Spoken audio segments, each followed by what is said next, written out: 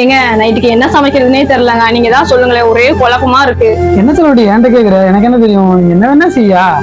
ஆக்கி வச்சா நல்லா திங்க மட்டும் தெரியும். என்ன சமைக்கலாம்னு ஒரு நேரத்துக்கு கேட்டா அது கூட உனக்கு சொல்ல தெரியாது. உங்களை எல்லாம் வச்சுட்டு என்ன செய்யறது? இதுக்கு ஏன் கோவப்படுற?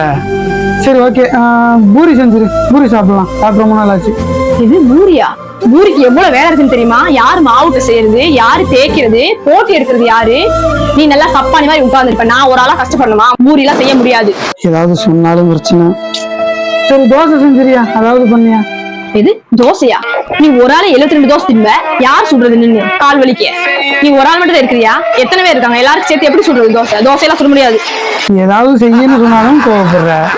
சரி இதை பண்ணுன்னு சொன்னாலும் கோவப்படுற. என்னதான் நான் சொல்றேன்? இந்த பிரச்சனைக்கு சொல்யூஷன் தெரிஞ்சா கொஞ்சம் சொல்லுங்க. நிறைய பேர் கஷ்டப்படுறாங்க இப்படிதான்.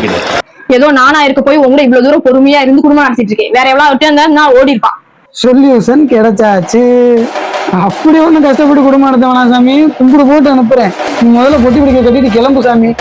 எது? வீட்டை விட்டு வெளியே போகணுமா? நான் விளையாட்டுக்கு சொன்னையா? நீ எதை சீரியஸா எடுத்துக்கியா?